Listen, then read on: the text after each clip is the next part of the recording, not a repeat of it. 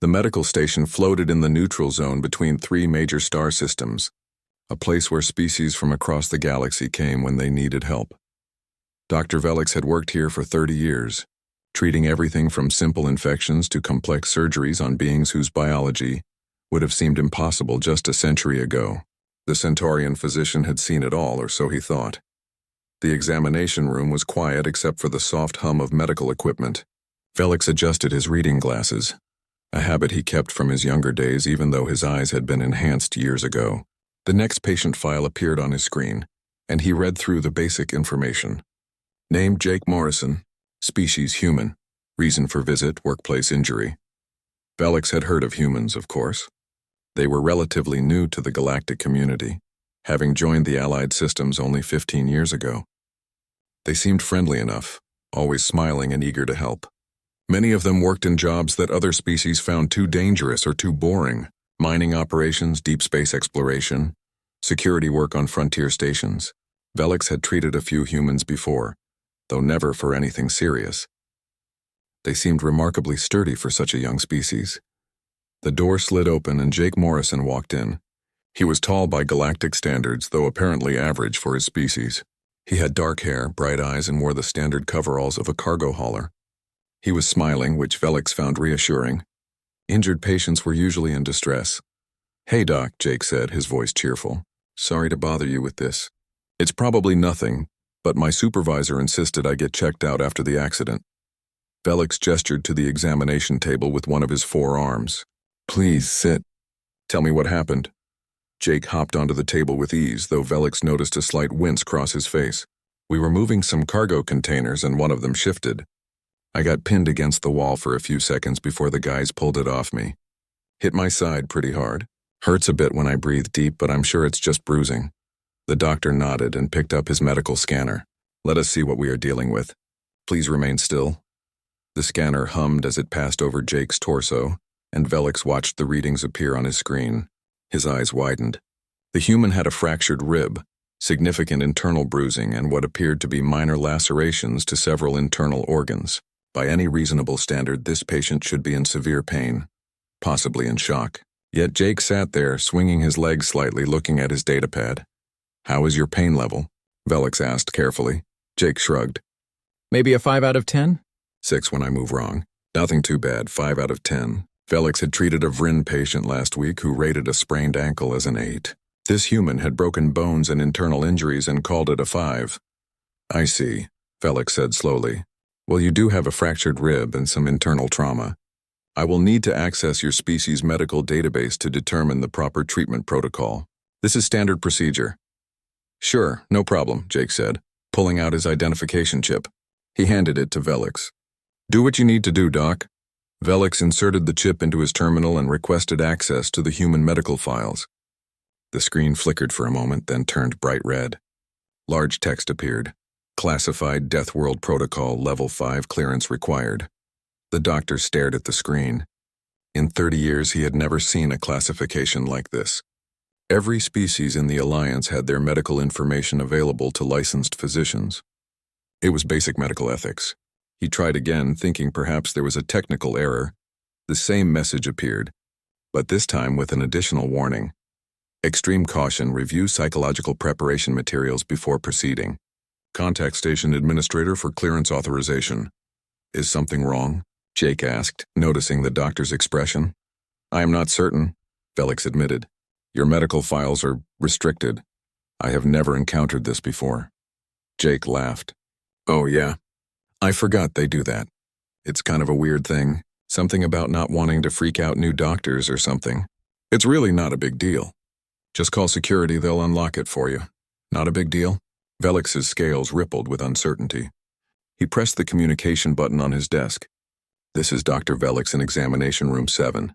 I need administrative assistance with a classified medical file." "Understood," came the reply. "Administrator Sala will be with you shortly." While they waited, Velix tried to make small talk. "Have you been with the merchant fleet long?" "About 3 years," Jake said. "Before that, I was doing survey work on the Outer Rim. That was fun, but the pay wasn't great. Cargo hauling is kind of boring, but it pays well and I get to see different stations." "You find exploration work boring?" Velix asked, surprised. Most species considered the outer rim extremely dangerous. Not boring exactly, Jake corrected. Just lonely. Out there, you might go weeks without seeing another person. I like being around people more. The door opened again and Sala entered. The Vryn administrator was tall and thin, with crystalline skin that refracted the light. She looked at the terminal screen and her usually calm expression shifted to concern. Dr. Velix, she said quietly, may I speak with you outside for a moment? They stepped into the hallway, leaving Jake in the examination room. Sala's voice was low. You have requested access to human medical protocols? Yes, Velix said. It is a simple fracture case. I need to know proper treatment procedures. Sala's crystalline fingers twisted together, a sign of anxiety in her species. I have only seen this classification code twice before. Both times, the reviewing physicians required psychological counseling afterward. Velix felt a chill run through his body. What are you saying? Is this species dangerous? No, Sala said quickly. Humans are not dangerous to us. They are friendly, helpful, excellent colleagues. But their medical files, Dr. Velix, their files describe their planet of origin and their evolutionary history. It can be disturbing for species from more peaceful worlds. I am a trained physician, Velix said firmly. I have seen disturbing things before. I need those files to treat my patient properly. Sala nodded slowly. Very well. I will authorize the clearance. But please start with the summary documents. Do not let Mr. Morrison see your reactions. Humans are often unaware of how unusual they are. She entered her administrative codes into the terminal, and the red warning disappeared. The screen now showed a menu of files organized by category. Velix returned to the examination room, trying to maintain his professional composure. Jake was eating something from a small package. The smell hit Velix immediately, making his eyes water. It was sharp, painful like a chemical burn. What is that? Velix asked, his voice strained. Jake looked at the package. Oh, sorry, want some? It's beef jerky with hot sauce. Probably should have asked if the smell would bother you. Hot sauce? Velix managed to say. Yeah, spicy stuff. Made from peppers. I like the extra hot kind. Jake ate another piece. Completely unbothered by the smell that was making Velix's respiratory system protest. The doctor sat down at his terminal and opened the first file. Human Species Overview and Planetary Classification. He began to read, and with each line, his sense of reality shifted. Species Origin. Earth. Planetary Classification. Class 12, Deathworld. Class 12. The scale only went to 13, and that was reserved for planets that were actively hostile to all known life. Velix kept reading. Gravity, 1.3 times galactic standard. Atmospheric composition, 21% oxygen. Velix's hands trembled. Most species breathed atmospheres with 12–15% oxygen. Anything above 18% was considered toxic, prone to causing fires and accelerating decay. Humans evolved in an atmosphere that would poison most civilized species. Native biodiversity, extreme threat level. Dominant predators include pack hunters, ambush specialists, and megafauna. Weather systems include hurricanes, tornadoes, and electrical storms of unprecedented violence. Tectonic activity, high. Recent extinction events, 5 major occurrences. The doctor looked up at Jake, who was scrolling through his datapad, humming softly. This human, this friendly, smiling being came from a planet that had tried to kill his species repeatedly. A planet where the very air was poison to most life, where the ground shook and split open, where storms could level entire regions. Velix opened another file. Human Physical Adaptations. Skeletal structure. High-density bone matrix reinforced with calcium and metal ions. Tensile strength approximately 3.2 times galactic average. Note, difficult to fracture. When fractures occur, indicates extreme force was applied. Velix looked at Jake's medical scan again. The human had broken one of these incredibly strong bones. What kind of force had that cargo container hit him with? It would have killed most species instantly. Muscular system. Type 2 muscle fibers predominant, allowing for explosive strength and endurance. Humans are persistence hunters capable of maintaining pursuit over extended distances until prey dies of exhaustion. Persistence hunters. Velix knew the term from xenobiology classes. It was considered one of the most terrifying hunting strategies in nature. The predator did not need to be faster than its prey. It just needed to keep following, never stopping, until the prey collapsed from exhaustion. It was the hunting method of nightmares. Dr. Velix returned to the examination table with a medical injector and bone-setting gel. His hands were steadier now, though his mind still raced with everything he had read. Jake looked up from his datapad and smiled. "So, what's the verdict, Doc? Am I going to live?" Jake asked with a grin. The casual joke about mortality made Velix's scales ripple again. For Jake's species, this probably was a joke. For someone from Velix's world, where a broken bone was a serious medical emergency, it seemed inappropriate. But Jake did not know that. He could not know that. To him, this was normal. "You will be fine," Velix said, trying to match Jake's casual tone. "I am going to inject a bone-setting compound that will help your rib heal properly. It may feel cold." "Cool," Jake said, pulling his shirt up to expose his side. Velix noticed scars on the human's torso. Several long white lines, a circular mark that looked like a burn, and what appeared to be surgical scars. "You have been injured before," Velix observed, preparing the injector. Jake glanced down at his scars. "Oh yeah, that's from my survey work. The long ones are from a fall on a mining planet. Slipped on some rocks and tumbled down a pretty steep hill. The burn is from a coolant leak. And that one?" He pointed to a neat surgical scar. "That's from when I had my appendix out." "Your appendix?" Velix asked, administering the injection. Jake barely flinched. "Yeah, it's this weird organ that doesn't really do much anymore. Evolutionary leftover, I guess. Sometimes it gets infected and you have to remove it. I was out in the middle of nowhere when mine decided to act up. Had to radio for emergency pickup. That was a fun week." Velix pulled up the human medical files again while the bone-setting compound worked. He searched for appendix and found the entry. It was listed under vestigial organs, and the description made his head hurt. The appendix is a remnant of a larger organ once used for digesting plant material. In modern humans, it serves minimal function and is prone to infection.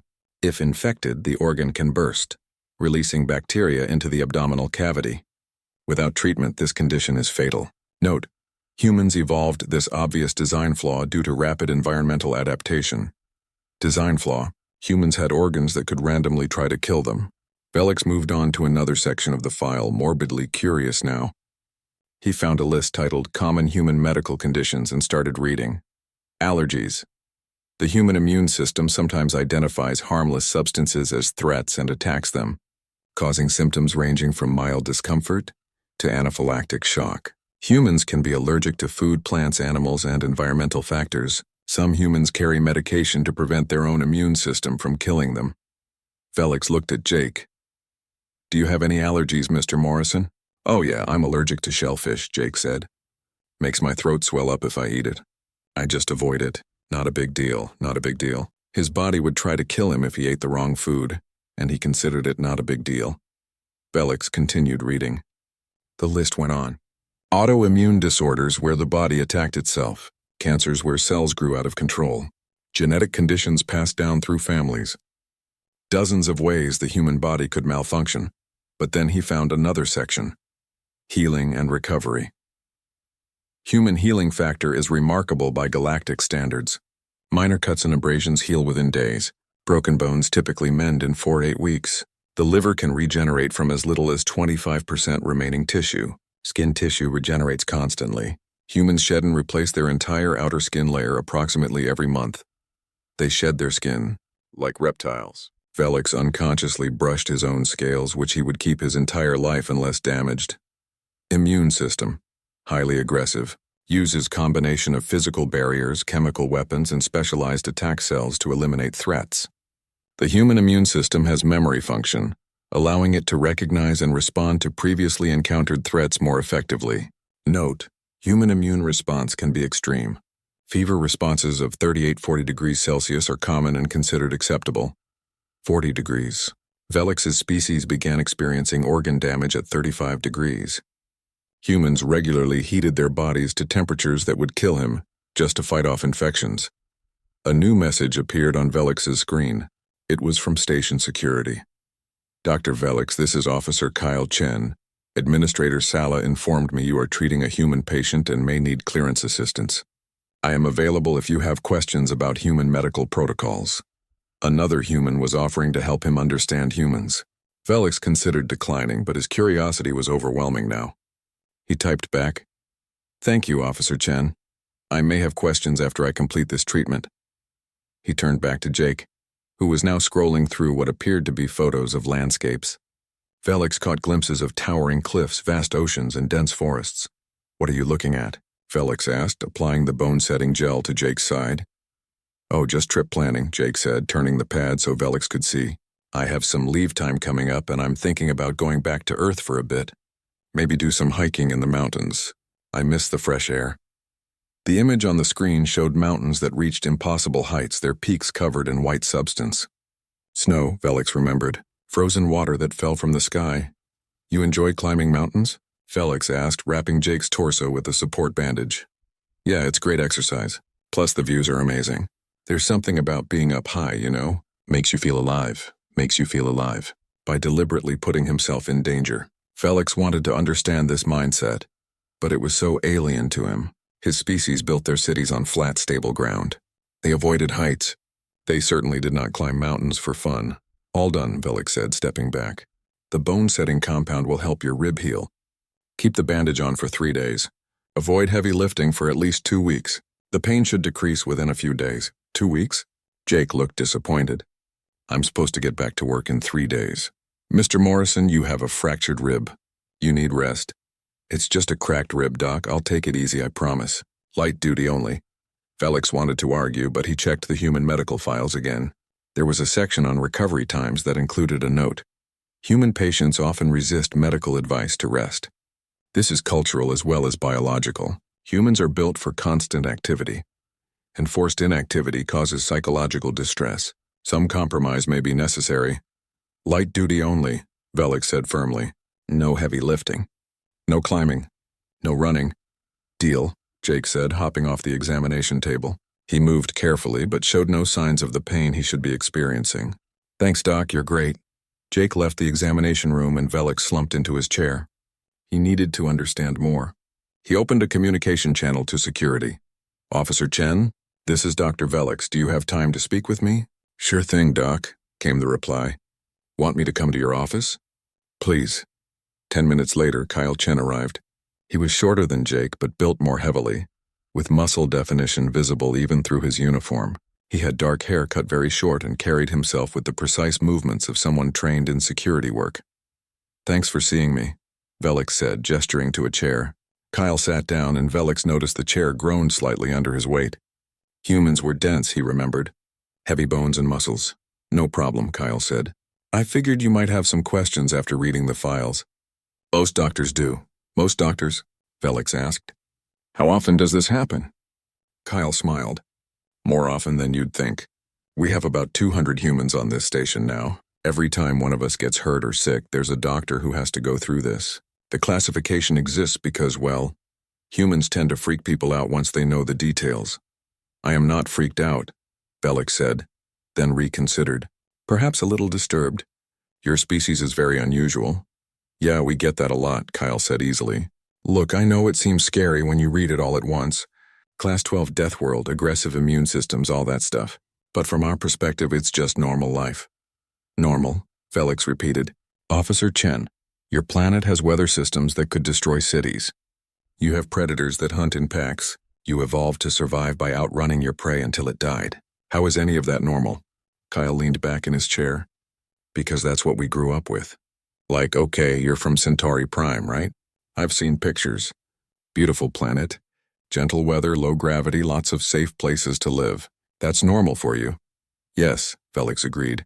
"But to us, that sounds kind of fragile. How do you build strength without gravity to work against? How do you develop a strong immune system without constant challenges? How do you learn to solve problems without having to fight for survival?" Velix had not considered it from that perspective. "You think we are fragile?" "Not fragile exactly," Kyle said carefully. "Just adapted to a different environment. You ever wonder why humans volunteer for all the dangerous jobs? Mining exploration, security work? I assumed it was financial motivation." Kyle laughed. "The pay is good, yeah. But mostly we do it because it's interesting. Your civilization has eliminated most dangers. That's great, don't get me wrong. Everyone deserves to live in safety. But for us, for humans, we need some challenge. Some purpose. We get bored. The alarm started 3 hours after Jake Morrison left the medical bay. Felix was in his office reviewing patient files and trying not to think too much about what he had learned about humans. The sound cut through the quiet station like a knife. It was not the standard alert for medical emergencies. This was different, louder, more urgent. The kind of alarm that meant something had gone very wrong. Felix pressed his communication panel. "This is Dr. Velix. What is happening?" "Containment breach in Xenobiology Lab 4, came the response from station control. The voice sounded strained. "Multiple specimens have escaped. Security is responding. All personnel are advised to shelter in place." Velix felt his blood go cold. The Xenobiology Lab studied creatures from across the galaxy, including dangerous ones. He pulled up the station schematic on his screen. Lab 4 was 2 decks below him, but the ventilation system connected throughout the station. Depending on what had escaped, everyone could be in danger. "What type of specimens?" Velix asked. There was a pause. "Krillian sand vipers. Approximately 20 individuals. 3 station personnel have already been bitten. Medical teams are responding. Krillian sand vipers. Velix knew them from his studies. Small creatures no longer than his forearm, but incredibly venomous. One bite could kill most species within minutes if not treated immediately. They were being studied for their venom properties, which might have medical applications. But outside containment, they were extremely dangerous. "I am on my way," Velix said, grabbing his emergency medical kit. Shelter in place was good advice for most personnel, but people had been bitten. They would need treatment. The corridors were eerily quiet except for the alarm. Most personnel had sealed themselves in their quarters or offices. Velix moved quickly toward the medical bay where the bitten personnel would be taken. His scales were tight with anxiety, but his training kept him focused. He was halfway there when he saw Kyle Chen moving in the opposite direction, toward the breach site. The human was no longer in his standard uniform. He wore tactical gear now, with armor plates and equipment Velix did not recognize. Another human was with him, a woman with blonde hair pulled back in a tight braid. Her name tag read, Lisa Grant Security. "Officer Chen," Velix called out. "You are going toward the breach?" Kyle stopped. "Yeah, Doc, we need to contain those vipers before they spread through the station. That is extremely dangerous." "The venom? We know about the venom," Lisa said. Her voice was calm but firm. "We've reviewed the species files. We have the anti-venom ready if we need it." If they needed it.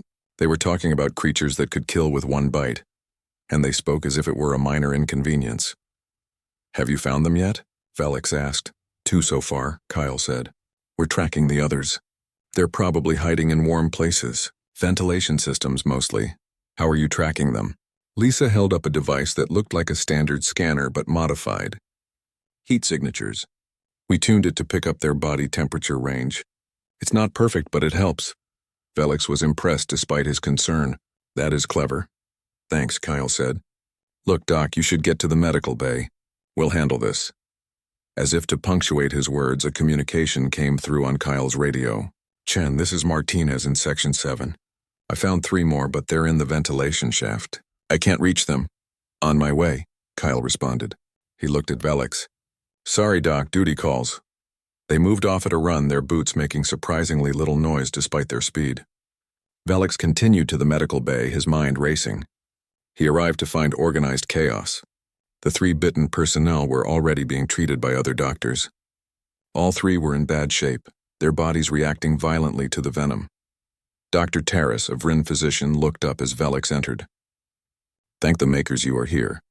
We need help with the anti-venom administration. The reactions are severe." Velix immediately joined the effort. The next 30 minutes were a blur of medical procedures. The venom worked fast, attacking the nervous system and causing respiratory failure. All 3 patients required full life support while the anti-venom worked. "How are the patients?" Administrator Sala asked, entering the medical bay. She looked as worried as Velix had ever seen her. "Stable now," Dr. Terrace said. "But it was close. If the security team had not reached them immediately, they would have died." "How many vipers are still loose?" Velix asked. Sala checked her data pad. 15 last count. The human security team is tracking them now. They have captured 8 so far. "The humans are handling this?" Dr. Terrace asked, his crystalline features showing surprise. "Alone?" "They insisted," Sala said. "Officer Chen said his team was best suited for this kind of operation." Something about experience with dangerous wildlife. Velix remembered the files. Earth had dangerous predators everywhere. Humans would have evolved dealing with venomous creatures, aggressive animals, and hostile environments. This situation, terrifying to everyone else, was probably familiar to them. Dr. Velix, a voice called from the doorway. It was Jake Morrison, still wearing his cargo uniform but now also carrying what looked like a capture pole. "Hey Doc, heard about the situation. I'm helping with the search." "Mr. Morrison, you have a fractured rib," Velix said immediately. "You should be resting." Jake shrugged carefully, favoring his injured side.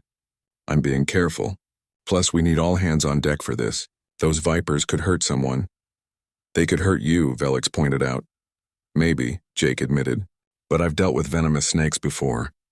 Back on Earth, we had them everywhere. You just have to be careful and respect them." Before Velix could argue further, Kyle's voice came over Jake's radio.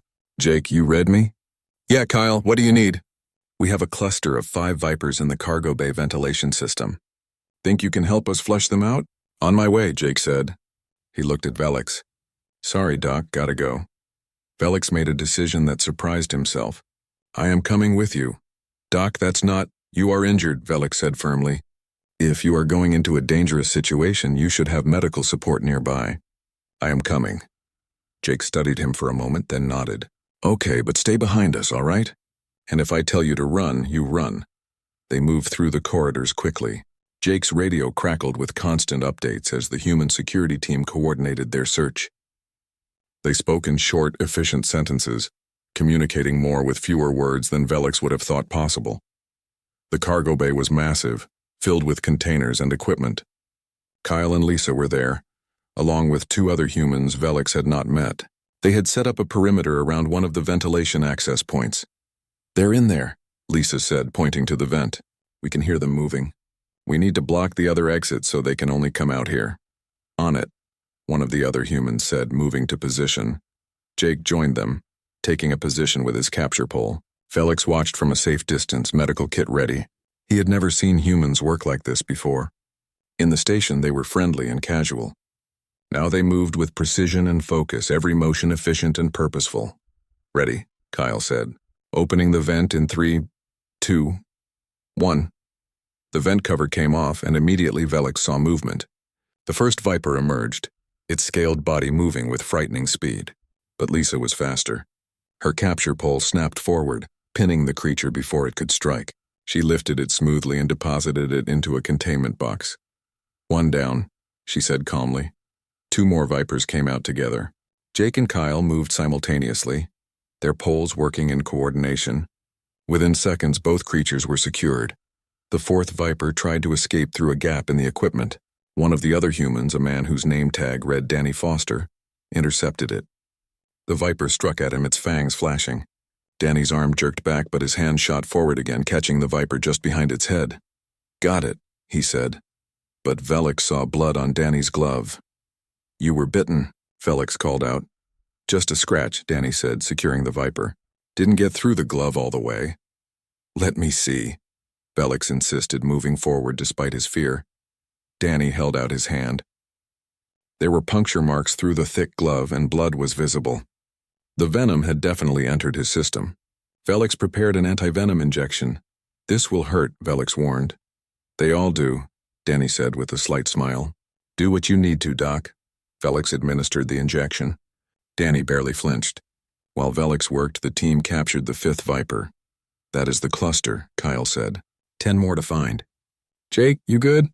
Jake was breathing a bit heavily. One hand pressed to his injured side. "Yeah, I'm good. Just moved wrong." "Take a break," Kyle said. It was not a suggestion. "Danny, you too. Get that bite checked properly." "I am fine," Danny protested. Lisa gave him a look. "You got bit. Medical check, now." Velix appreciated that the humans took care of each other. He walked back to the medical bay with Jake and Danny, monitoring both of them. Jake's rib had not worsened, surprisingly. Danny's bite was more concerning, but the anti-venom was working. "You handled that well," Velix told them as they walked. "The capture operation was very efficient." "We train for this kind of thing," Jake said. "Not Vipers specifically, but animal control in general. It's part of security training for stations." "All humans receive this training?" Velix asked. 3 days after the Viper incident, Jake Morrison returned for his follow-up appointment. Velix had been reviewing human medical literature in his spare time, trying to understand the species better. He had read about their immune systems, their healing processes, and their remarkable ability to recover from injuries that would be fatal to most species. Still, he was not prepared for what he saw when Jake walked into the examination room. "Good morning, Doc," Jake said cheerfully. He moved without the careful posture he had shown during his last visit. No hand protecting his side, no cautious breathing. "Mr. Morrison," Velix said, gesturing to the examination table. "Please sit. How are you feeling?" "Pretty good, actually. The pain is almost gone. I've been doing light duty like you said, but honestly, I feel ready to get back to normal work." Velix picked up his medical scanner. "Let us see how your rib is healing." The scanner hummed over Jake's torso, and Velix watched the display with growing disbelief. The fracture was nearly healed. In 3 days, the bone had knit back together with new tissue that was already calcifying. By Velix's estimates, Jake's rib had healed about as much in 3 days as a Centaurian's would in 3 weeks. "This is remarkable," Velix said softly. "Your healing rate is very fast," Jake shrugged. "Yeah, we heal pretty quick. My mom always said we had good genes. Is everything okay?" "Everything is more than okay," Velix said. "Your rib is healing excellently. I am curious, though. Have you been doing anything special to promote healing? Special nutrition, rest?" "Not really," Jake said. "I mean, I've been eating well. Lots of protein. Getting decent sleep. But nothing special. Eating well and getting sleep. Basic care that Jake's body had turned into accelerated healing." Velix made notes on his pad. "I have been reading more about human biology," Velix admitted. "I find it fascinating. Your species has so many redundant systems and backup mechanisms." "Redundant systems?" Jake asked. "Yes, you have 2 lungs but can survive with 1. 2 kidneys but only need 1 to function. Your liver can regenerate if portions are damaged. Even your blood production has multiple sites throughout your skeletal system. It is as if your body expects parts to fail and has prepared alternatives." Jake considered this. I never thought about it that way. I guess it makes sense, though. Nature builds in backups for important stuff. Most species do not have this many backups," Velix said. "It suggests your evolution occurred under extreme pressure. Constant threats that required biological redundancy to ensure survival." "You mean Earth was trying to kill us so hard that we needed spare parts?" Jake said with a laugh. "Yes," Velix said seriously. "That is exactly what I mean." Jake's smile faded slightly as he realized Velix was not joking. "I guess I never thought of Earth as particularly dangerous. It's just home." This was the disconnect Velix was beginning to understand. To humans, their deadly homeworld was normal. They had no frame of reference for how abnormal it was. To them, gravity that could crush other species was just gravity. Oxygen levels that were toxic to most life was just air. Predators that could kill with a single bite were just wildlife to be careful around. "Tell me about Earth," Velix said, surprising himself. "What is it like to live there?" Jake's expression brightened. "Oh man, Earth is beautiful. I mean, really beautiful. We have mountains that touch the clouds, oceans so deep we still have not explored all of them, forests so thick you can walk for days and never see the sky. Every continent is different. Different climates, different animals, different plants. And the dangers?" Velix prompted. "Well, sure, there are dangerous things. You have to be smart about where you go and what you do. Don't swim where there are sharks. Don't hike in bear country without making noise. Watch for poisonous plants and insects. But that is just common sense, common sense. Avoiding creatures that could kill you was common sense to humans because such creatures were everywhere on their world." "What about the weather?" Velix asked. "I read about hurricanes and tornadoes." "Oh yeah, those can be scary," Jake admitted. "I grew up in the Midwest and we had tornado warnings every spring. You learn to watch the sky and head for shelter when you need to. It is just part of life, just part of life. Violent atmospheric phenomena that could destroy buildings were just part of life." "I also read about your extinction events," Velix said carefully. "Earth has experienced 5 major mass extinctions." "Yeah, that is wild when you think about it," Jake said. "Asteroid impacts, volcanic eruptions, climate shifts. Life on Earth has gotten knocked down hard multiple times, but it always comes back. Life finds a way, you know? Life finds a way.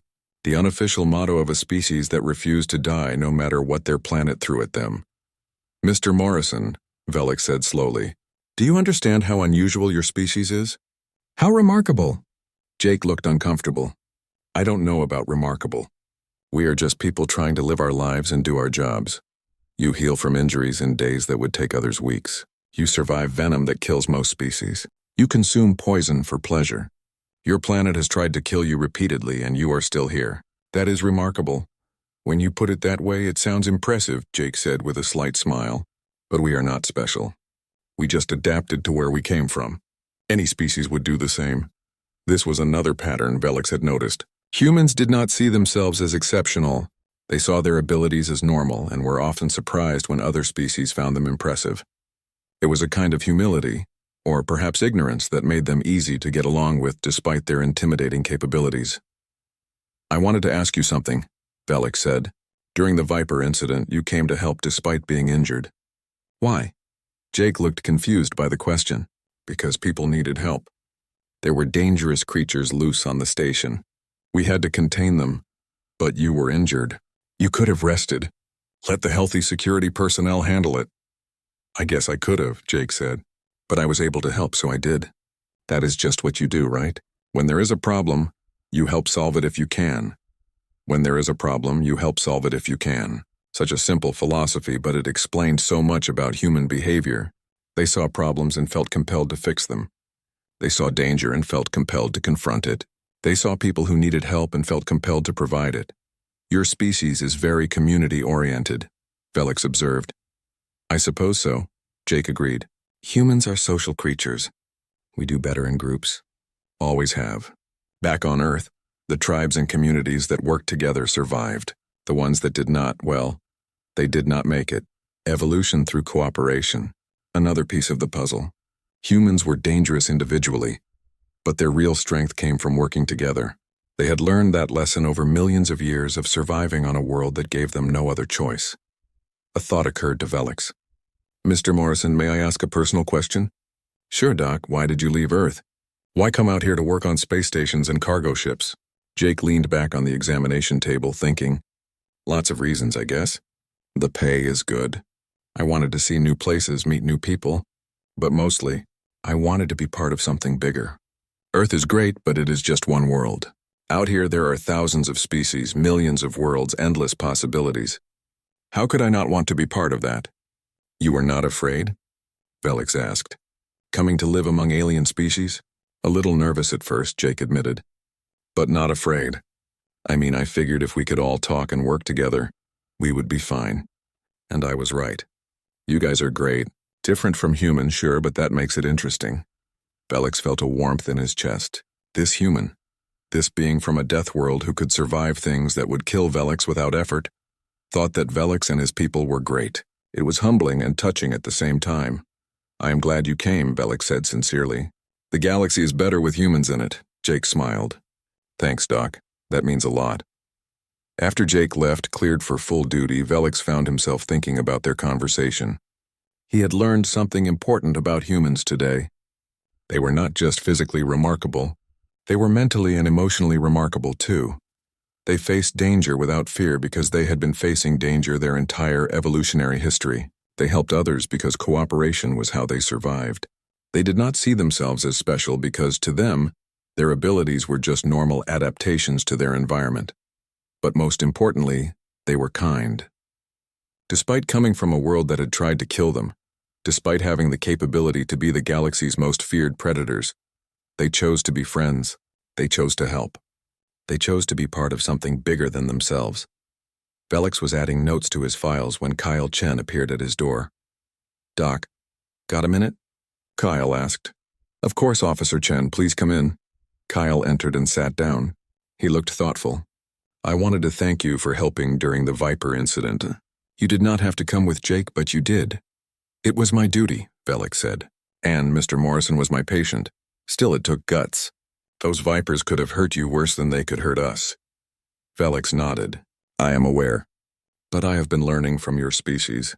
When there is a problem, you help solve it if you can. I thought I should follow that example. 2 weeks had passed since the Viper incident, and life on Harmony Point had returned to normal. Velix had treated dozens of patients, attended meetings, and continued his research into various species' medical needs. but his perspective had changed. Every time he saw a human in the corridors, he saw them differently now. He saw the strength they carried so casually, the resilience they considered normal, the kindness that seemed to define them despite their dangerous origins. Jake Morrison had fully recovered and returned to his cargo hauling work. Danny Foster's viper bite had healed with no complications. Kyle Chen and Lisa Grant continued their security duties, keeping the station safe. The humans had integrated so completely into station life that most people had forgotten how remarkable they were. But Velix had not forgotten. He was in his office, updating patient files when Administrator Sala contacted him. "Dr. Velix, do you have time for a meeting?" "Of course," Velix replied. "Is something wrong?" "Not wrong exactly, but we have received a request from the Medical Council and I wanted to discuss it with you first." 20 minutes later, Velix sat in Sala's office. The administrator looked thoughtful, her crystalline features reflecting the soft lighting. "The Galactic Medical Council has been reviewing the classification protocols for species medical files," Sala explained. "They have received numerous reports from physicians who treated humans and experienced difficulties adjusting to the information." "I see," Velix said. He understood that difficulty very well. They are considering changing how human medical information is presented, making it less shocking perhaps, or removing the classification entirely. They have asked for input from physicians who have recently accessed the files and treated human patients. Sala paused. "I recommended you." Velix was surprised. "You want my opinion on this? You went through the experience recently. You treated a human patient, experienced the classification system, and then witnessed humans in action during an emergency. Your perspective would be valuable." Velix considered this. He thought about his first reaction to the human medical files, his shock and concern. He thought about Jake's casual attitude toward his injuries. He thought about watching the human security team handle the Vipers with professional efficiency. "What are the proposed changes?" Velix asked. Sala pulled up a document on her screen. "Some council members want to remove the dramatic warnings. They feel the current system makes humans seem like a threat, which could lead to discrimination. Others want to add more context, explaining that while humans are physically resilient, they are also peaceful and cooperative. And some want to keep the system exactly as it is, arguing that physicians need to be prepared for the shock." Velix thought carefully before responding. "May I see the current warning text again?" Sala displayed it on the screen. The red warning he remembered so well. "Classified. Deathworld Protocol. Level 5 clearance required. Extreme caution. Review psychological preparation materials before proceeding." "I understand why this exists," Velix said slowly. "The information about humans is shocking if you are not prepared for it, but I think the warning could be improved." "How so?" Sala asked. "The current warning makes it seem like humans are dangerous to others, but that is not accurate. Humans are not a threat to their colleagues and friends. They are a threat to problems and dangers. The warning should reflect that," Sala nodded. "What would you suggest?" Velix thought for a moment. "Something like this. Warning, human species classification, Deathworld origin. The following medical files contain information about a species that evolved under extreme conditions. This information may be psychologically challenging for species from safer environments. However, please note, humans are peaceful, cooperative, and highly protective of their allies. This classification exists to prepare physicians for understanding human capabilities, not to suggest any threat from human patients." Sala read through his suggestion. "I like this. It maintains the warning while adding important context. Would you be willing to present this to the Medical Council?" Velix felt nervous at the thought, but he nodded. "Yes. I think it is important that humans are understood correctly. They should not be feared or discriminated against because of where they came from." "Good," Sala said with a smile. "The council meeting is next week. I will arrange for you to attend remotely." As Velix left Sala's office, he encountered Jake Morrison in the corridor. The human was carrying a container of food and eating as he walked. "Hey, Doc," Jake said cheerfully. "How are you doing?" "I am well, Mr. Morrison, and you?" "Great. Just finished a double shift, so I am starving. Want to grab lunch? The station cafeteria has this new dish from Andromeda that is supposed to be amazing." Velix was about to decline, as he usually ate alone, but he paused. Why not? He had spent so much time reading about humans. Perhaps it was time to simply spend time with one as a friend. Yes, Velix said. I would like that. They walked to the cafeteria together. It was busy with the lunch crowd, filled with beings from dozens of species. Jake got his food, which Velix noticed included items from at least 4 different worlds, creating a meal that would probably horrify traditional chefs from any of those worlds. Humans, he had learned, were adventurous eaters. They found a table near the viewing window, where the stars stretched out in an endless display. Felix had his usual meal, carefully prepared to match his species' dietary needs. Jake ate his strange combination of foods with obvious enjoyment. So, Doc, you seem thoughtful today, Jake observed between bites. Everything okay? I have been asked to speak to the medical council about human medical classifications, Velix explained. About how the information is presented to physicians. Oh yeah, the whole Deathworld thing, Jake said. That must have been weird to read about us. It was educational, Velix said carefully. I had not realized how different Earth was from most inhabited worlds. Jake shrugged. I guess we do not think about it much. Earth is just Earth to us. But I have been reading about other planets since I started working in space, and yeah, most of them are way more calm than home. Lower gravity, gentler weather, fewer things trying to eat you. Does that bother you? Velix asked. That Earth is so much more dangerous? Not really, Jake said. I mean, it is what made us who we are, right? If Earth had been easy, humans would be different. Maybe softer, maybe less driven. I like who we are. We are survivors. We are explorers. We do not give up. That came from Earth being tough. You are proud of your homeworld, Velix observed. Yeah, I am. For all its dangers, Earth is beautiful. It is diverse and wild and full of life that refuses to quit. Kind of like humans, Jake smiled. Plus, it made us good at helping in bad situations. That is valuable out here. Velix thought about the Viper incident, about how the humans had handled a crisis that had paralyzed everyone else with fear. You are very good at helping in bad situations. Thanks, Doc. We try. They ate in comfortable silence for a while, watching ships pass by the viewing window. Velix found himself relaxing. Jake was easy to be around. He did not make Velix feel inferior despite the vast difference in their species' capabilities. He just treated Velix as a friend, as an equal.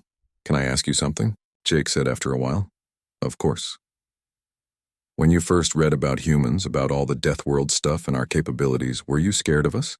Velix considered lying to be polite, but decided Jake deserved honesty. Yes, I was frightened. Not that you would hurt me deliberately, but just by the reality of what your species is. You are so much more resilient than most of us, so much stronger and more resistant to damage. It was intimidating. Jake nodded slowly. I get that. And now? Now I understand better, Velix said. Your strength comes with responsibility that you take seriously. You could dominate others, but you choose to protect them instead. You could be feared, but you choose to be friends. That is not frightening. That is admirable. Jake smiled, but he looked a bit emotional. That means a lot, Doc, really. We worry sometimes, you know. That other species will see us as scary or aggressive. We are just trying to be good neighbors. You are excellent neighbors, Velix assured him. The galaxy is better with humans in it. They finished their meal and parted ways, Jake heading back to his ship, and Velix returning to his office. But Velix felt lighter somehow. He had started this journey seeing humans as medical curiosities, dangerous beings from a nightmare world. Now he saw them as friends. Remarkable friends, certainly, but friends nonetheless. The week passed quickly. Velix prepared his presentation for the medical council, gathering his notes and observations. He included medical data, but also personal experiences. The Jake Morrison case study, the Viper incident, his conversations with Kyle Chen and other humans. The day of the medical council meeting arrived. Velix connected to the remote conference and his screen filled with faces from across the galaxy. Physicians, administrators, and medical researchers all interested in the human classification question. Dr. Velix, the council chair began, thank you for joining us. Please share your perspective on the current human medical classification system. Velix took a deep breath and began. He explained his first encounter with the classified files, his shock at learning about Earth's hostile nature, his